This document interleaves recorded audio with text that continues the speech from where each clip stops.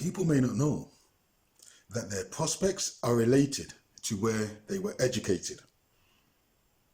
Now, people may send me quotes or articles on things which they think represents achievement, but I don't see it the way they see it, because I don't ignore facts, I look at the full picture. Let me give you 2 examples.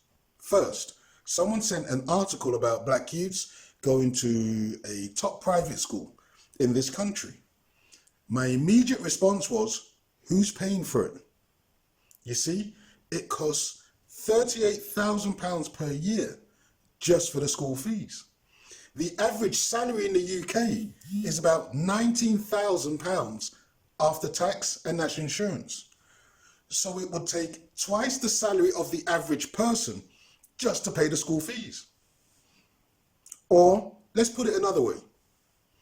It costs £500,000 for the education of one child at a top private school for them to complete their A-levels.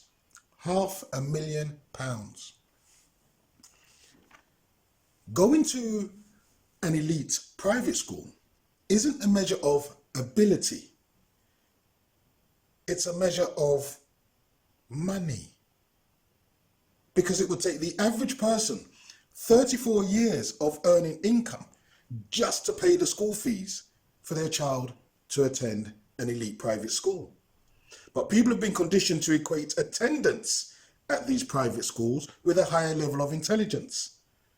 It's not intelligence capacity, it's financial capacity. That's all it is.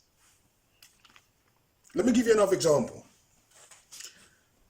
Someone will send articles of black youths going to Oxbridge.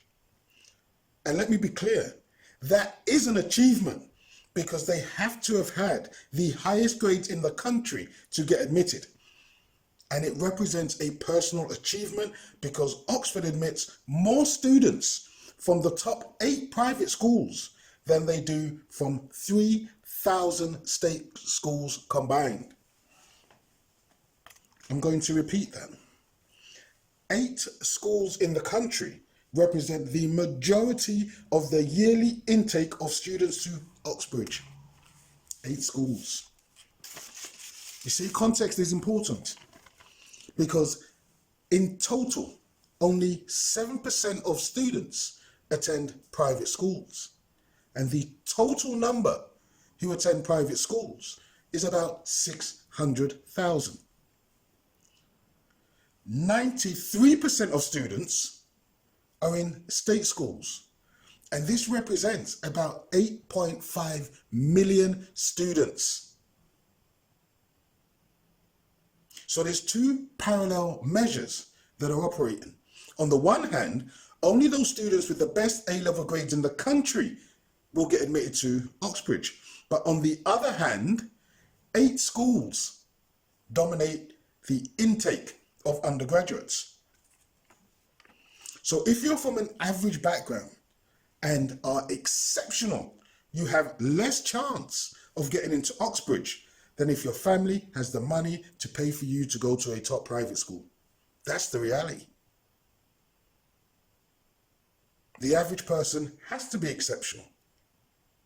Yet even to this day, those from private schools are on a conveyor belt from the private school into Oxbridge and then into top jobs. A report on social mobility in 2019 found that a tiny number of privately educated people, many of whom went to Oxbridge, continue to hold all the top jobs in the country. In politics, the judiciary, in the media, in business. Those holding the top jobs are 5 times more likely to have been privately educated. And researchers examined the backgrounds of more than 5,000 leading figures across a broad category, including politicians, judges, senior civil servants, journalists, chief executives, tech bosses, stars of the world of film, television, sport, and pop stars. And what they found is that 2/3 of the government cabinet were privately educated. Of the 33 ministers, 45% went to Oxbridge. And a quarter of all of the MPs went to Oxbridge. In 1992, 71% of the cabinet were privately educated. In 1979, 91% of the cabinet were privately educated. This is what the data showed regarding the top jobs and the link to a private school background. 65% of judges were privately educated. 59% of top-level civil servants. 52% of diplomats. 44% of newspaper columnists. 44% of the most famous British actors. 43% of the international cricket team. 37% of the international rugby players. And 30% of the pop stars. In the media, 43% of the most influential news editors and broadcasters went to private school. 44% of newspaper columnists went to private school, and of those, a third went both private school and Oxbridge. So the report identified a pipeline from private school through Oxbridge and into the most powerful and influential positions in the country. That's the reality. To get to the top, be it politics, the media, news and print media, the top journalists, the newsreaders, in business to be a director or chief executive, in industry, in the civil service, in television, in film or music, even in sport, your chances of success is exponentially increased by a factor of thousands simply if you were privileged enough to have attended a private school. Those are the facts.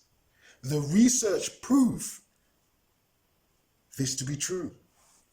So it's a fallacy to believe you can work your way to the top. Your prospects are directly correlated to being privately educated. Thank you for watching.